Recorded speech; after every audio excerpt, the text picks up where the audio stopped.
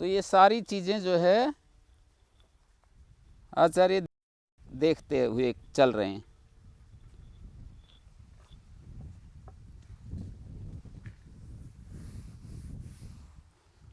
तो मैंने आपको ये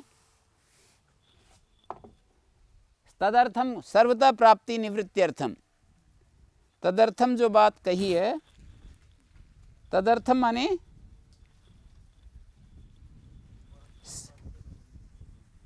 सभी से जो प्राप्त हो रहा था ना, उनको हटाने के लिए आगे एक बात लिखी है, ये भी धातुभ्येन विशेषणेन आत्मनेपदम उक्तम ततो यद अन्यत् स शेषा शेषात् कर्तृ परस्मैपदम भवति शेषादेव नान्यस्मात्। हाँ, शेष से ही, अन्य से नहीं। अनुदात्त किंत आत्मनेपदम उक्तम आस्ते से ते ततोन्यत् परस्मैपदम भवति याति वाति। अब याति वाति में अनुदात्ते तो और गित का कोई चक्कर नहीं है, तो इसलिए परस्मैपद हो गया।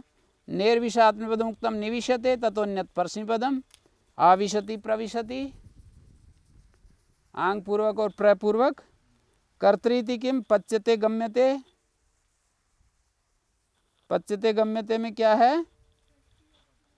कर्तृ, सूत्र में कर्तृ पढ़ा है, तो भाव कर्म में यदि बोलोगे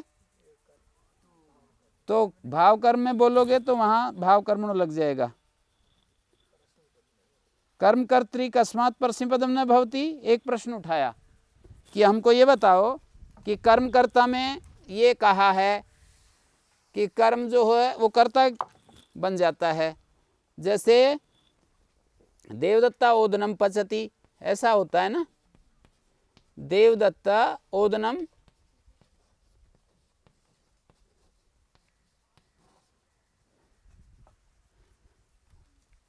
ये मैं बिना पद बनाए प्रयोग कर सकते हैं, बिना विभक्ति के।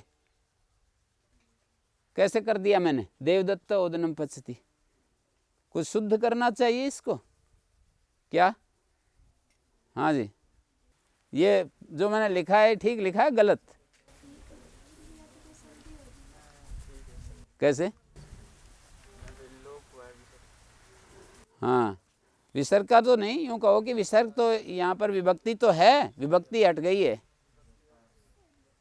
हैं? संधि कार्य हो रहा है। तो देवदत्त ओदनम पचति, देवदत्त कर्ता को हटा दिया, ओदन को ही, कर्म को हमने कर्ता बना दिया। ओदनः पचति बनना चाहिए, ओदना पच्यते कैसे हो गया? या यक लाते हो तो पच्यति कर दो, ज्यादा से ज्यादा कर्मवत करने से, कर्मवत करने सार धातु के यक हो गया, और इधर ये जो है परस्मैपद होना चाहिए। परत्तु से कर्म कर्ता बन गया है ना, कर्म को कर्ता बन गया, फिर उस कर्ता को कर्मवत कर्मणा, कर्ता में कर्मवत कार्य होते हैं, ये कहा जा रहा है।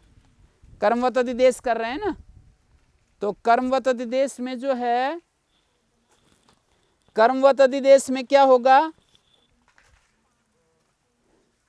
कर्मवत अधिदेश करने से चार कार्य होते हैं ना, यक हो जाता है, भाव कर्मणो हो जाता है, पर भाव कर्मणो तो अन्यत्र सावकाश है, इसका स्वाश्रय जो कर्तृत्व है ना, उसके अनुसार परस्मैपद पाता है परत्तु से।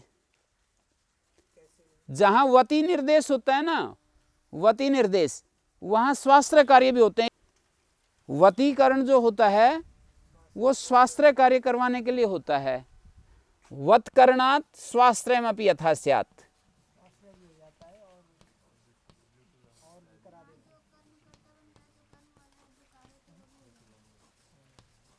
नहीं, कर्ता वाले बोलिए, कर्ता को कर्मवत कहा है ना। हाँ, मैं यही कह रहा हूं, स्वाश्रयम अपि यथा स्यात्।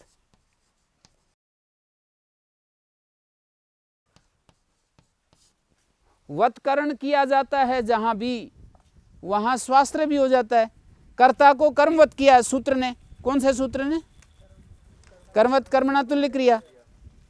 उसने ये कहा कि कर्म में स्थित जो क्रिया है उसके तुल्य क्रिया हो रही हो कर्ता बनने पर, तो वो कर्ता कर्मवत हो जाता है। यस्मिन कर्मणि कर्तृभूतेपि तद्वत क्रिया लक्ष्यते, कर्म होने पर जो क्रिया लक्षित हो रही है कर्म के अंदर, वही कर्ता बनने पर भी क्रिया लक्षित हो रही हो। ओदन का गलना पहले भी लक्षित हो रहा है और बाद में भी कर्ता बनने पर भी। तो यस्मिन कर्मणि कर्तृभूतेपि तद्वत क्रिया लक्ष्यते, वहां पर कर्मवद भाव होता है। ठीक है। अब यहां पर ये ओदन कर्ता बन गया और इस कर्ता को कर्मवत कर देते हैं, कर्म के समान कर देते हैं। कर्म के समान किया है, कर्म नहीं किया। कर्म के समान किया है, कर्म नहीं किया। उसमें कर्तृत्व बचा हुआ है, और कर्तृत्व बचा हुआ है तो कर्ता के आश्रित कार्य भी होने चाहिए, ये प्रश्न है। ये जो पंक्ति दिखवाई थी, स्वाश्रय यथा स्यात्, हाँ, वत्करण जहाँ भी होगा तो उसका स्वाश्रय, स्वाश्रय का मतलब कर्तृआश्रय, यहाँ पर प्रकृति में कर्तृआश्रय वध किया गया है, पर इसका जो कर्तृआश्रय कितवत तो किया है, हैं? कितवत किया है, लेकिन वो जो नहीं है वो भी कार्य जो है कितवत करते हैं। अगिंत को गिंत किया तो अगिंत का अपना धर्म भी रहता है, हैं? तो कर्म को, ये जो है कर्म कर्ता बन गए, इस कर्ता को कर्मवत करते हैं। कर्ता भी रहता है वहां, कर्ता का अस्तित्व मिटता नहीं है। कर्ता को कर्म जैसा तो कह दिया, पर कर्ता को हटा नहीं दिया, कर्ता को मिटा नहीं दिया है। मुझे देवदत्त के विषय में कह रहे हैं कि ओदनम के विषय में करता है जो देवदत्त तो हटा ही दिया वाक्य से, ओदन कर्म को कर्ता बना दिया। अब ये कर्ता कर्म बना दिया, इस कर्ता को वापिस कर्म जैसा कार्य करवा रहे हैं। तो कर्म जैसे कार्य करवाते हैं, कर्म जैसे भी होने चाहिए और इसका कर्तृत्व भी रहता है। जैसे एक उदाहरण देता हूं, ब्राह्मण के समान है ये क्षत्रिय, या ये बालक शेर के समान है, ये बालक शेर के समान है। शेर थोड़ी बन गया, बालक का अपना आश्रित धर्म भी तो रहते हैं, अपना आश्रय भी कार्य होते हैं। कर्मवत का है ना, तो उसका धर्म रहेगा, तो फिर क्या होगा? परस्मै पद पाएगा शेषात् कर्तृ परस्मै पदम। ये प्रश्न है, ये जो पूछा है कर्मकर्त्री कस्मात् परस्मै पदम न भवति, तो इसका उत्तर देते हैं कर्तृकर्म व्यतिहारेति द्वितीयम कर्तृग्रहणम अनुवर्तते। कर्ता के आश्रित होने से परस्मै पद क्यों पाता है? परत्व से पाता है। वो सूत्र तो भाव कर्मणो तो भाववाच्य कर्मवाच्य में सावकाश है, और ये सूत्र कर्ता में सावकाश है, जहां कर्मकर्ता नहीं है वहां सावकाश है। कर्मकर्ता में दोनों की प्राप्ति है, दोनों की प्राप्ति है तो परत्व से यही सूत्र पाता है, विप्रच्छेद बन जाता है, विप्रच्छेद बन जाता है। शेषात् कर्तृ परस्मै पदम, हाँ, यही पाएगा। तब तो फिर परस्मै पद ही पाएगा, हैं? तो इसका उत्तर दे रहे हैं कि कर्तृकर्म व्यतिहारे सूत्र है ना, वहां से कर्तृपद की अनुवृत्ति ला रहे हैं। इस सूत्र में दो कर्तृ हो गए हमारे पास, शेषात् कर्तृ, शेष धातुओं से कर्ता एव यह कर्ता, कर्ता कर्ता, दो बार कर्ता कर्ता कह रहे हैं। कर्ता कर्ता, कर्ता ही करता रहे, हैं? शुद्ध कर्ता जब होगा तब परस्मै पद होगा। कर्म करता जो करता ही करता, निखालस करता है, कर्मवत अतिदेश स्थल में उसको हम कोरा करता नहीं कह सकते। वो तो मतलब ऐसे बताया ना, जैसे ब्राह्मण ये बच्चा शेर के समान है, एक तो कोरा शेर और एक बच्चे को शेर के समान बता रहे हैं। तो ये बच्चा तो बच्चे के धर्म भी हैं और शेर के धर्म भी आ रहे हैं, इकट्ठे हो रहे हैं। बच्चा बच्चा भी है और शेर भी है, हैं? हाँ, कर्ता एव या कर्ता तत्र परस्मै पदम भवति, तेन कर्ता एव या कर्ता तत्र परस्मै पदम भवति, कर्म कर्तृ न भवति। ये उत्तर दे दिया।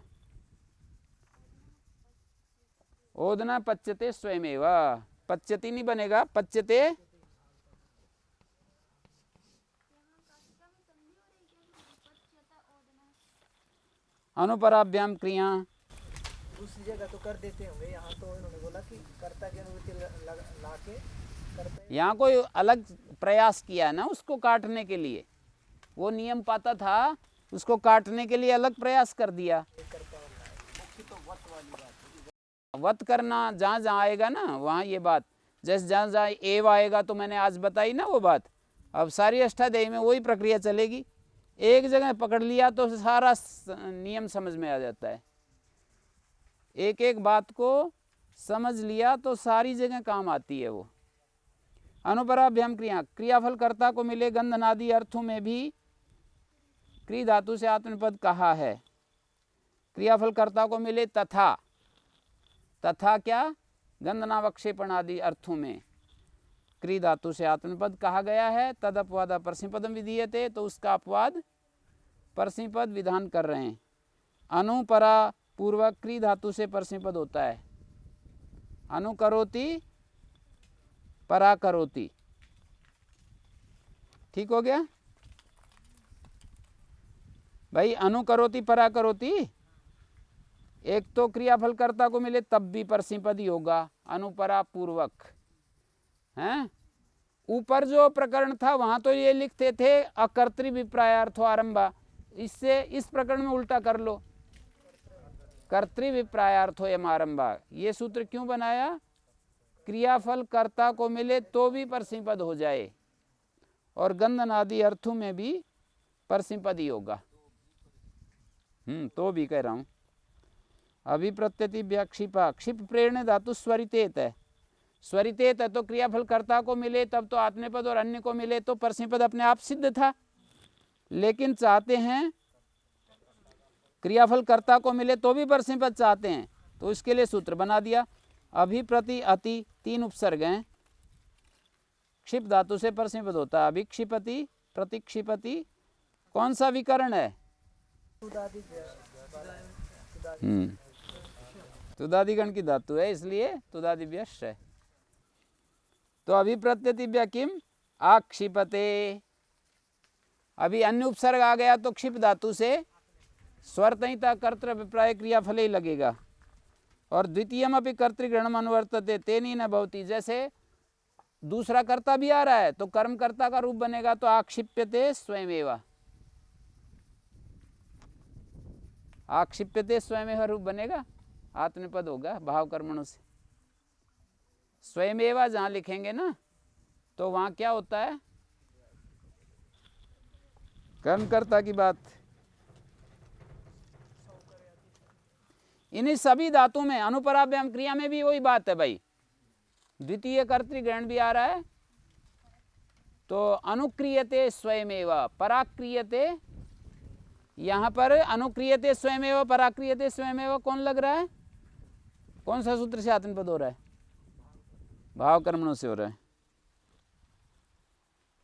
ठीक हो गया। प्राद वह प्रापणे स्वरितेत है, ये कौन से गण की धातु पता है ना? तो क्रियाफल कर्ता को मिले तो आत्मपद प्राप्त था, परस्मैपद विधान कर रहे हैं। प्रपूर्वक वह धातु से परस्मैपद होता है। प्रवहति, प्रवहता, प्रवहंती। प्रादिति किम आवहते, यहाँ तो क्रियाफल कर्ता को मिलेगा तो आत्मपद ही होगा। ये विपरीत चल रहा है, क्रियाफल कर्ता को मिले तो भी परस्मैपद चल रहा है। परेर मृष, मृस्तितिक्षायां स्वरितेत है, तथैव आत्मनेपदे प्राप्ते परस्मैपदम विधीयते। परिपूर्वक मृष्यते किस गण की धातु है? हाँ, बीच में ये दिखाई दे रहा है ना, परिमृष्यति, परिमृष्यति, परिमृष्यता। परेरिति किम आमृष्यते, आत्मपद हो गया। वहतिम अपि केचिद अत्र अनुवर्तयन्ति, स्थिप निर्देश है ये वहति। वहतिम, वहतिम का मतलब स्थिप निर्देश है, वह धातु को भी अनुवृत्ति लाते हैं कुछ लोग, तो परिवहति बन जाएगा। मतलब ये वह धातु को इस सूत्र में ले आए तो क्या अर्थ बनेगा? परिपूर्वक मृष धातु तथा वह धातु से परस्मैपद परिवहति। व्यांग परिभ्यो रमा, रमुक्रीणायाम अनुदात्तेत है, वादिगण की धातु है, आत्मपद प्राप्त था, परस्मैपद विधान कर रहे हैं। वियांग परि 3 उपसर्ग हैं। परस्मैपद होता है विरमति, आरमति। आत्मपद की प्राप्ति में परस्मैपद विधान कर दिया। एभ्याइति किम अभिरमते, अभी उपसर्ग आएगा तो उपाच्य। रमा इत्ते उपपूर्वक रम धातु से परस्मैपद होता है। देवदत्तम उपरमति, यज्ञदत्तम उपरमति। ये अंतर्भावित न्यर्थ है। एक नया शब्द आया उपरमति का अर्थ तो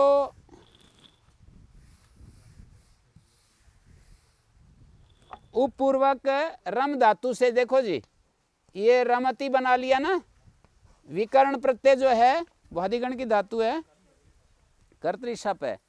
ये धातु यहां पर अंतर्भावित न्यर्थ है। ये एक शब्द नया आया है,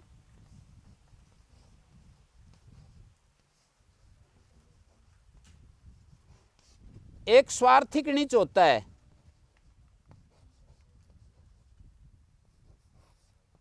स्वार्थिक नीच में तो ऐसा होता है कि नीच होते हुए भी नीच का अर्थ नहीं, और अंतर्भावित न्यर्थ ऐसा होता है कि नीच के बिना भी नीच का अर्थ है।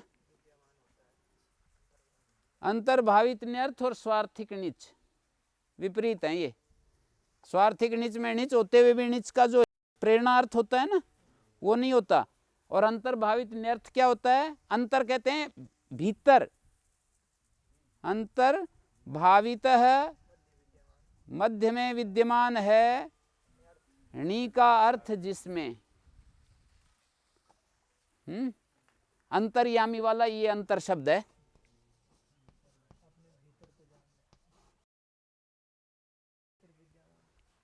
अंतर्यामी का मतलब होता है अंतर रहते हुए यमन करने वाला, नियमन करने वाला, कंट्रोल करने वाला। भीतर है ना, भीतर रहते हुए कंट्रोल कर रहा है। तो हमारे दृष्टि से कह रहे हैं ना, हमारे अस्तित्व की दृष्टि से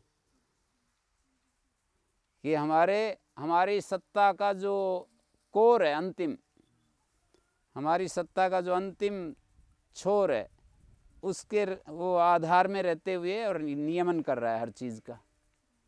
कितनी जबरदस्त चीज है, हैं? बिना ही देख, कोई रूप आकार के कुछ भी नहीं है, और जो है सब कुछ का नियंत्रण कर रहा है। यज्ञदत्तम उपरमति, इसका अर्थ है उपरमयति। उपपूर्वक रम धातु का अर्थ होता है निवृत्ति और विनाश। उपपूर्वक रम धातु का एक तो अर्थ होता है निवृत्ति, जैसे बोलते हैं उपरतो अध्ययनात्, ये आजकल अध्ययन से उपरत हो गया। उपरतो निधनात्, निर्धनात् उपरत है माने उपरतानि धनानि, नष्टानि धनानि। निवृत्ति एक अर्थ होता है और एक जो है विनाश अर्थ होता है उपपूर्वक रम का। न चानयो उभयोप्यर्थ सकर्मकत्व उपपद्यते, पर इन दोनों अर्थों में सकर्मकत्व बनेगा नहीं, तो इनका सकर्मक का उदाहरण कैसे दे दिया, ये प्रश्न था। यज्ञदत्तम उपरमति का अर्थ कैसे बना दिया? सकर्मक बन रही है ना उदाहरण के अनुसार। यज्ञदत्त को उपरमति, अब यहाँ पर ये सकर्मक कैसे बना दी, ये प्रश्न था। तो उसका उत्तर दिया है कि अंतर्भावित न्यर्थ होने से सकर्मक हो जाएगी। यज्ञदत्तम उपरमति का अर्थ है यज्ञदत्त तो रोक रहा है, देवदत्त को रोक रहा है। ठीक है, जैसे हाँ मैंने कहा कि एक तो निवृत्ति अर्थ होता है रम का, और दोनों अर्थों में अकर्मक है। उपपूर्वक रम धातु का निवृत्ति अर्थ होता है स्वाध्याय निवर्तते, स्वाध्याय से निवृत्त होता है, अकर्मक है ये। और दूसरा है उपरतानि धनानि, इसका अर्थ है नष्टानि धनानि, यहाँ भी अकर्मक है। फिर ये सकर्मक उदाहरण कैसे दे दिया? दो अर्थ थे, दोनों में अकर्मक, यहाँ सकर्मक कैसे दे दिया? तो बोले बिना नीच के भी नीच का अर्थ आ जाता है, उस करके दे दिया। अंतर्भावित अर्थ उपरमति का अर्थ है उपरमयति। भाई दो अर्थ हैं, दोनों में अकर्मक होती है। फिर उदाहरण दे दिया देवदत्तम उपरमति, तो प्रश्न नहीं उठेगा कि यह अकर्मक धातु है तो आप कर्म कैसे बना दिया। तो उसका उत्तर दिया अंतर्भावन्यर्थ। विनष्ट हो रहा है ना, धन नष्ट हो गया। पृथक योग क्यों किया, ये उप उपसर्ग को भी ऊपर वाले सूत्र में ही पढ़ देते, ये कई बार आती रहती है, ध्यान समझ लो एक बार। पृथक योग क्यों किया, इस उपाच्य सूत्र को भी व्यांग परी इन 3 उपसर्गों के साथ उसको भी पढ़ देते। तो कहते हैं ये अगले सूत्र में इस उपात की अनुवृत्ति ले जाना चाह रहे हैं, अगले में विभाषा कर्मकात में। अकर्मकात विभाषाम वक्षति सा उपपूर्वादेव यथा स्यात्, केवल उपपूर्वक से ही चाहते हैं वो विकल्प। यदि ऊपर पढ़ते ना चारों आते, फिर विभाषा कर्मकात रम और उपात दोनों आ रहे हैं। पूर्वेण नित्य परस्मैपद प्राप्त विकल्प आरभ्यते, उपपूर्वाद रमते अकर्मकात विभाषा परस्मैपदम भवति यावत भुक्तम उपरमति यावत भुक्तम उपरमते। यहाँ पर जो है ये अकर्मक दिखाना पड़ेगा आपको, उपरमति का अर्थ। यहाँ अंतर्भावनीय अर्थ नहीं है, यहाँ पर अर्थ होगा भोजन समय में हट जाता है, निवर्तते। खड़ा है नहीं, निवर्तते यावंती भोजनानि तावद्भ्यो निवर्तते, जितने भी भोजन हैं उन सब से वो निवृत्त हो रहा है। हैं? नहीं, यावत भुक्तम का मतलब है जितना भी भोजन है सबसे निवृत्त है, खर नहीं रहा, उपवास कर रहा है मतलब। हाँ, विप्सा में अव्यभाव समास है। देखो यावत भुक्तम में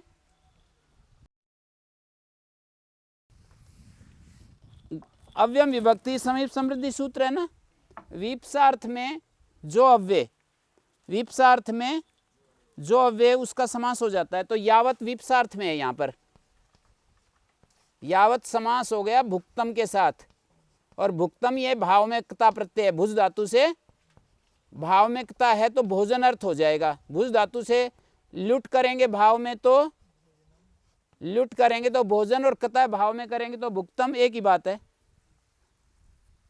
भाव में क्ता, भाव में लुट, भोजन और भुक्तम एक ही चीज है। तो भुक्तम मानी भोजन, तो यावत भोजनम का अर्थ हो गया, विप्सा में दुर्वचन होता है तो यावत भुक्तम का अर्थ है भोजनात् भोजनात्, भोजन भोजन से। विप्सा होता है किसी क्रिया के द्वारा अनेक चीजों को व्याप्त करने की इच्छा। वृक्षम वृक्षम सिंचती, वृक्ष वृक्ष को सींच रहा है। बालक बालक अच्छा है, हैं? भोजन भोजन से निवृत्त हो रहा है। विप्सा में दुर्वचन होता है ना, नित्य विप्सयो हो, तो भोजनात् भोजनात् निवर्तते, ये अर्थ है इसका। पकड़ में आ गया। यावत भुक्तम का अर्थ भोजनात् भोजनात् निवर्तते। मैंने तो ये बताया कि भुज धातु से क्ता प्रत्यय करेंगे तो भुक्त बनेगा चोकू, नपुंस के भाविकता, और लुट करेंगे तो भी भोजन अर्थ निकलता है। पुगंत लब्ध से गुण हो गया।